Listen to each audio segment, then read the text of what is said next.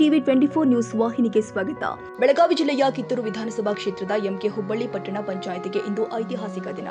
ಯಾಕಂದ್ರೆ ಪಟ್ಟಣ ಪಂಚಾಯಿತಿಯಾಗಿ ಮೇಲ್ದರ್ಜೆಗೆ ಏರಿ ದಶಕದ ನಂತರ ಸುಸಜ್ಜಿತವಾದ ಪಟ್ಟಣ ಪಂಚಾಯಿತಿ ಕಟ್ಟಡವಿಲ್ಲದೆ ತುಂಬಾ ತೊಂದರೆಗೆ ಒಳಗಾಗಿದ್ದ ಎಂಕೆ ಹುಬ್ಬಳ್ಳಿ ಪಟ್ಟಣ ಪಂಚಾಯಿತಿಗೆ 5 ಕೋಟಿ ವೆಚ್ಚದಲ್ಲಿ ಹೊಸ ಕಟ್ಟಡ ನಿರ್ಮಾಣದ ಕಾಮಗಾರಿಗೆ ಇಂದು ಅಡಿಗಲ್ಲು ಹಾಗೂ ಗುದ್ದಲಿ ಪೂಜಾ ಕಾರ್ಯಕ್ರಮವನ್ನು ಶಾಸಕ ಬಾಬಾ ಸಾಹೇಬ್ ಪಾಟೀಲರ ಅಧ್ಯಕ್ಷತೆಯಲ್ಲಿ ಜರುಗಿದೆ. ಇಂತಹ ಐತಿಹಾಸಿಕ ದಿನದ ಕಾರ್ಯಕ್ರಮದಲ್ಲಿ ಪಟ್ಟಣ ಪಂಚಾಯಿತಿ ಅಧ್ಯಕ್ಷ ಸುರೇಶ್ ಇಟ್ನಾಳ್, ಉಪಾಧ್ಯಕ್ಷೆ ಲಕ್ಷ್ಮೀ ನಾಗನೂರ, ಹಿರಿಯ ವಕೀಲರು ಆದ ಗಣಾಚಾರಿ, ಕಾಂಗ್ರೆಸ್ ಮುಖಂಡ ಮುದ್ದಪ್ಪ ಸಕ್ರೇನವರ್, ಶ್ರೀ ಶೈಲಾ ತಿಗಡಿ, ಚಿನ್ನಪ್ಪ ಮುಟ್ನಾಳ್, ಯೂಸುಫ್ ಬಯ್ಯ, ಶಂಕರ ಕಿಳ್ಳೆದಾರ್, ಪಿಎಸ್ಐ ಭರತ್ ಸೇರಿ ಎಲ್ಲ ಪಟ್ಟಣ ಪಂಚಾಯಿತಿ ಸದಸ್ಯರು, ಮುಖ್ಯ ಅಧಿಕಾರಿಗಳು ಆದ ರವಿ ಮಾಸ್ತಿ ಹುಳಿಮಠ ಹಾಗೂ ಸರ್ವ ಸಿಬ್ಬಂದಿ ವರ್ಗ ಉಪಸ್ಥಿತರಿದ್ದರು. ಇದೇ ಸಂದರ್ಭದಲ್ಲಿ ಅರಣ್ಯ ಇಲಾಖೆಯಿಂದ ಗಿಡ ನೆಡುವ ಕಾರ್ಯಕ್ರಮಕ್ಕೆ ಕಿತ್ತೂರು ಪಿಎಸ್ಐ ಭರತ್ ಹಾಗೂ ಅರಣ್ಯ ಇಲಾಖೆ ಅಧಿಕಾರಿಗಳು ಗಿಡ ನೆಟ್ಟು ನೀರನ್ನ ಉಳಿಸೋದ್ರ ಮೂಲಕ ಚಾಲನೆ ಕೊಟ್ಟಿದ್ರು.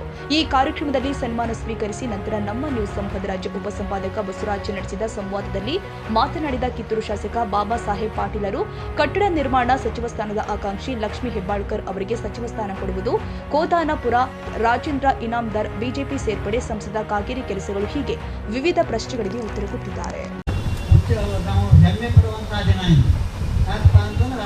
ಪಂಚಾಯತಿ ಮೊದಲಿನಿಂದಲೂ ಪಂಚಾಯತಿ ಇತ್ತು. 1922ರಲ್ಲಿ ಸ್ಥಾಪನೆ ಆಯಿತು. ಈ ಸ್ಥಾಪನೆ ಆದ ಪಂಚಾಯತಿ ಈಗ 104ನೇ ವರ್ಷಕ್ಕೆ ಪದಾರ್ಪಣೆ ಮಾಡ್ತದೆ. ಪಟ್ಟಣ ಪಂಚಾಯತಿ ಆಗಿ ಅದ್ರ ಮೇಲೆ ಎಲ್ಲ ಹಿಡ್ಕೊಂಡ ಪಂಚಾಯತಿ ಪಟ್ಟಣ ಪಂಚಾಯತಿ ಹಿಡ್ಕೊಂಡ ಅಂದ್ರೆ ಶತಮಾನೋತ್ಸವ ಮುಂದುವರೆದ ಮತ್ತು 4ನೇ ವರ್ಷ ಪದಾರ್ಪಣೆಯಲ್ಲಿ ಮಾಡ್ತಾ ಇದೆ. ಅಂತ ಈ ಸುಸಂದರ್ಭದಲ್ಲಿ ನಮ್ಮ ಪಟ್ಟಣ ಪಂಚಾಯತಿಗೆ ಹೊಸ ಕಟ್ಟಡ ಪ್ರಾರಂಭ ಆಗ್ತದೆ ಅಂದ್ರೆ ನಮ್ಮ ಎಂಕೆ ಹುಬ್ಬಳ್ಳಿ ಗ್ರಾಮಕ್ಕೆ ಬಹಳ ಸಂತೋಷದ ದಿನ. ಯಾಕಂದ್ರೆ ಪಟ್ಟಣ ಅಂದ ಕೂಡಲೇ ಇಲ್ಲೇ ನಮ್ಮ 4,25,00,000 ನಿಮಗೆ ಕೊಟ್ಟೆವು, 3,25,00,000 ಕಿತ್ತೂರು ಕೊಟ್ಟು ಅದರ ಸದುಪಯೋಗ ಕೂಡ ಬಹುತೇಕ ಇನ್ನೊಂದು ವಾರದಾಗ ಎಲ್ಲ ಸದಸ್ಯರು ಒಳಗೊಂಡು ಭೂಮಿ ಪೂಜೆ ಮಾಡಿ ಕೆಲಸ ಸ್ಟಾರ್ಟ್ ಮಾಡಿಸ್ಬಿಟ್ರು. ಅವಶ್ಯಕತೆ ಇಲ್ಲದಂತು ಅದಕ್ಕೆ ಬಹುತೇಕ ಈ ಕಟ್ಟಡ ನಿರ್ಮಾಣ ಕೆಲವೇ ದಿವಸಗಳು ಸ್ಟಾರ್ಟ್ ಆಗ್ತೈತಿ. ಈ ಸಮೀರ ಈ ಮೆಂಬರ್ಗಳು ಇರುವುದ್ರಾಗ ಕಟ್ಟಡ ಪೂಜೆ ಆಗ್ಬೇಕು. ಇವ್ರು ಪೀರಿಯಡ್ ಮುಗಿದ್ಮೇಲೆ ಆಗಬಾರ್ದು. ಅದಕ್ಕೆ ಸುಮಾರು 14-15 ತಿಂಗಳದಾಗ ಮುಗಿಸ್ಕೊಡ್ತಾನೆ ಅಂತ ಹೇಳಿದರು. ಮಾಡ್ಯಾರ ಉದ್ಯೋಗ ಆಗ್ತೈತಿ.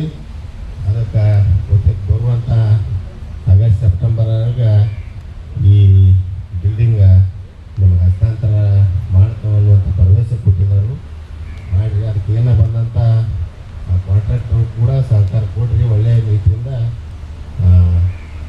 ಕಟ್ಟಡ ಮೂಡಿ ಬರಲಿ. ಯಾಕಂದ್ರೆ ಹೈವೇ ಪಕ್ಕದಾಗ ಇಂಥ ಜಾಗ ಸಿಗೋದಿಲ್ಲ, ಬೇರೆ ಕಡೆ ಬೇರೆ ಊರಿಗೆ ಹೋದಾಗ ನಮಗಾಗಲಿ ನಂಬರ್ 1 ಜಾಗ ಸಿಕ್ಕತ್ತೆ.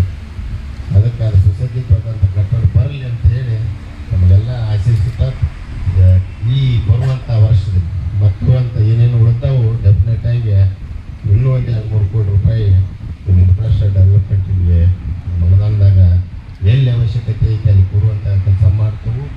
ಅದು ಒಟ್ಟಾರೆಯಾಗಿ ನಾನು ನೋಡಿ ನೀನು ನೋಡಿ ನಾನು ವಾಡ ನಿನ್ನ ವಾಡ ಅನ್ಬೇಡ್ರಿ. ಅವಶ್ಯಕತೆ ಪಟ್ಟಣದ ಯಾವ ದಿಕ್ಕಿಗೆ ಐತಿ ಎಲ್ಲರೂ ಮಾಡಿದ್ರೆ ಇದೊಂದು ವರ್ಷ ಆ ಕಡೆ ಮಾಡಿರಿ, ಇನ್ನೊಂದು ವರ್ಷ ಈ ಕಡೆ ಮಾಡಿರಿ. ಎಲ್ಲಿ ಅವಶ್ಯಕತೆ ಅಲ್ಲಿ ಮಾಡಿದ್ರೆ ಪಟ್ಟಣಕ್ಕೂ ಒಳ್ಳೇದಾಗ್ತೈತಿ, ನಿಮಗೂ ಒಳ್ಳೆಯ ಹೆಸರು ಬರ್ತೈತೆ ಅಂತ ಹೇಳ್ತಾ ಹೆಚ್ಚಿಗೆ ಮಾತನಾಡಿದ ಪಟ್ಟಣ ಪಂಚಾಯತಿ ಕಟ್ಟಡ ಇವತ್ತು ಉದ್ಘಾಟನೆ ಆಗಿರ್ತಕ್ಕಂಥದ್ದು, ಎಲ್ಲೊಂದ್ ಕಡೆ ಭೂಮಿ ಪೂಜೆ ಆಗಿರ್ತಕ್ಕಂಥದ್ದು. ಸರ್ ಹೇಳಿ ಸರ್, ತುಂಬಾ ಮರೀಚಿಕೆ ಆಗಿತ್ತು, ತುಂಬಾ ಅನಿವಾರ್ಯ ಆಗಿತ್ತು. ವಿಶೇಷವಾಗಿ ಪಟ್ಟಣ ಪಂಚಾಯತಿ ಕಟ್ಟಡ ಉದ್ಘಾಟನೆ ಗುದ್ಲಿ ಪೂಜೆ ಮಾಡಿದಿರಾ? S, definitely. ಒಂದು ಹಳೆ ಪಂಚಾಯತಿ ಬಿಲ್ಡಿಂಗ್ ನಲ್ಲಿ ಆ ಪಟ್ಟಣ ಪಂಚಾಯತಿ ಕೆಲಸಗಳು ಮಾಡ್ಕೊಂಡು ಹೋಗಿದ್ರು.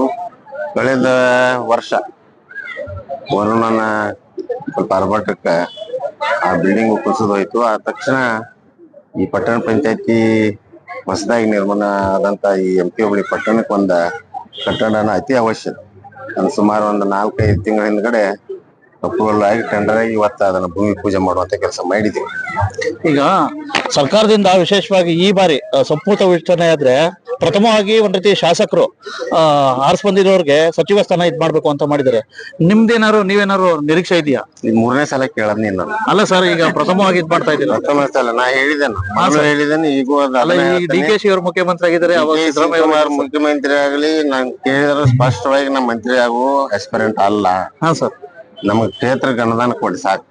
ಈಗ ಇನ್ನೊಂದು ಹೆಬ್ಬಾಳ್ಕರ್ ಅವರು ಸಾಕಷ್ಟು ನಿಮ್ ಜೊತೆ ಇದ್ರೊಳಗಿದ್ರು ಸರ್. ವಿಶೇಷವಾಗಿ ಹೆಬ್ಬಾಳ್ಕರ್ ಅವ್ರಿಗೂ ಸಹ ಒಂದ್ ರೀತಿ ಸಚಿವ ಸ್ಥಾನ ಕೊಡ್ಬೇಕು ಅಂತ ಹೇಳ್ಬಿಟ್ಟು ಒಂದಿದೆ ಐತಿ. ಎಲ್ಲರೂ ಅವ್ರ ಅನುಗುಣವಾಗಿ ಎಲ್ಲರೂ ಈಗಾಗಲೇ ಒಂದ್ ಪೀರಿಯಡ್ ಮಾಡಿದಾರು. ಇನ್ನು ನನಗೆ ಅರ್ಹತೆ ಐತಿ ಕೊಡಂತಂದ್ರೆ ಏನ್ ತಪ್ಪಿಲ್ಲ. ಯಾರಿಗ ಎಬಿಲಿಟಿ ಐತಿ ಅವ್ರು ಕೇಳ್ತಾರು. ಡೆಫಿನೆಟ್ ಆಗಿ ಸರ್ಕಾರ ಹೈಕಮಾಂಡ್ ಅದ್ರ ನಿರ್ಧಾರ ಮಾಡ್ತಾರೆ. 3 ವರ್ಷ ಪೂರೈಸಿ ವಿಶೇಷವಾಗಿ 4ನೇ ವರ್ಷಕ್ಕೆ ಕಾಲಿಟ್ಟಿದ್ದೀರಾ. ಏನ್ ತೃಪ್ತಿ ಇದೆಯಾ ಸರ್ ನಿಮ್ಮ ಕ್ಷೇತ್ರದ ಅಭಿವೃದ್ಧಿ ಬಗ್ಗೆ? ಡೆಫಿನೆಟ್ಲಿ ಐತಿ. ನಾನು ಎಲ್ಲರಿಗಿಂತ ಹೆಚ್ಚು ಅನುದಾನ ತರುವಲ್ಲಿ ಯಶಸ್ವಿಯಾಗಿದ್ದೇನೆ. ಇನ್ನ 1 ವರ್ಷ ಐತಿ. T20 ಮ್ಯಾಚ್ ಇರ್ತಿ, ಡೆಫಿನೆಟ್ ಆಗಿ ಪ್ರೊವೈಡ್ ಮಾಡ್ತಾರೆ. ಸರ್, ಇತ್ತೀಚೆಗೆ ಒಂದ್ ರೀತಿ ನಿಮ್ ಜೊತೆ ಸಾಕಷ್ಟು ಗುರುತಿಸ್ಕೊಂಡಿದ್ರು ಒಂದ್ ರೀತಿ ಬಿಜೆಪಿ ಪಕ್ಷದ ಮಾಲೆ ಹಾಕಿರ್ತಕ್ಕಂಥವ್ರು ಕೋದಾನ್ಪುರ್ ಇನಾಮ್ದಾರ್ ಅವರು, ಕೋದಾನ್ಪುರ್ ರಾಜೇಂದ್ರ ಇನಾಮ್ದಾರ್ ಅವರು, ಏನೋ ಪಕ್ಷಕ್ಕೆ ಏನೋ ಹಿನ್ನಡೆ ಆಗುತ್ತೆ ಸರ್? ಅದನ್ನ ನೋಡಂತೀರ ಮುಂಬರೋ ದಿವಸದಲ್ಲಿ. ಹಾ ಸರ್, ಬಹುತೇಕ ಹಿನ್ನಡೆನು ಆಗ್ಬೋದಂತ ನೀವ್ ಹೇಳಿದ್ರು ಕೂಡ ಅದಕ್ಕೇನಿಲ್ಲ, ಜನ ನಿರ್ಧಾರ ಮಾಡ್ತಾರೆ. ಈಗ ಸಂಸದರು ಒಂದ್ ರೀತಿ ಎಲ್ಲೋ ಒಂದ್ ಕಡೆ ಕಿತ್ತೂರಿನ ಸಹ ಸಾಕಷ್ಟು ಇದಿದೆ. ಸಂಸದರಿಂದ ಏನಾದ್ರು ಅನುದಾನ ನಿರೀಕ್ಷೆಗೆ ತಕ್ಕಂತ ಬರ್ತಾ ಇದೆಯಾ? ನನಗ ಬಹುತೇಕ ಅವ್ರ ಬಗ್ಗೆ ಮಾತಾಡೋದು ನನಗೆ ಸೂಕ್ತ ಅನ್ಸೋದಿಲ್ಲ. ನಾ ಇದ್ರ ಪ್ರತಿನಿಧಿ ಲೋಕಸಭೆಯಿಂದ ಇದ್ದವ್ರು, ಅವ್ರ ನಮ್ ಕ್ಷೇತ್ರಕ್ಕೆ ಅವ್ರು ಏನ್ ತಂದ್ ಮಾಡ್ಬೇಕು. ನಾ ರಾಜ್ಯ ಸರ್ಕಾರದಿಂದ ನಾ ಮಾಡಿರೋ ನಾವು ಕೇಂದ್ರ ಸರ್ಕಾರದಿಂದ ತರುವಂತ. ಅಲ್ಲ, ಏನೋ ಕಿತ್ತೂರು ಕ್ಷೇತ್ರಕ್ಕೆ ಏನೋ ಬರ್ತಾ ಇದೆಯಾ ನಿರೀಕ್ಷೆಗೆ ತಕ್ಕಂತೆ? ಇನ್ನೂ ಐಡಿಯಾ ಇಲ್ಲ. ಹಾ ಸರ್, ಒಂದ್ ಯಾವ್ದಾರು ಕಾರ್ಯಕ್ರಮ ಕೇಳಿದಾಗ ಕೇಳ್ತಾನೆ. ಹಾ ಸರ್, ಒಟ್ಟಾರೆ ಎಲ್ಲಾ ಜನಗಳಿಗೆ ಏನ್ ಹೇಳಿಕ್ ಬಯಸ್ತೀರಾ ಸರ್? ಡೆಫಿನೆಟ್ಲಿ ಬರುವಂತ ದಿವಸದಾಗ ಇನ್ನೂ ಸಾಕಷ್ಟು ಕೆಲಸ ಆಗ್ಬೇಕಾಗಿತ್ತ. ಡೆಫಿನೆಟ್ಲಿ ಆಗಿ ಅಟ್ಲೀಸ್ಟ್ 100% ಮುಟ್ಟಕ್ಕಾಗಿದ್ರು 75-80% ಆ ಕೆಲಸಗಳು ತಂದ ಈ ನಾಡಿಗೆ ಕೊಡುವಂತ ಕೆಲಸ ಮಾಡ್ತಾರೆ. ಧನ್ಯವಾದಗಳು ಸರ್. ಇವೆಷ್ಟು ಒಟ್ಟಾರೆ ಗೊತ್ತಾಯ್ತಲ್ಲ. ಮಾನ್ಯ ಗೌರವಾನ್ವಿತ ಶಾಸಕರಾಗಿರ್ತಕ್ಕಂಥ ಶ್ರೀ ಬಾಬು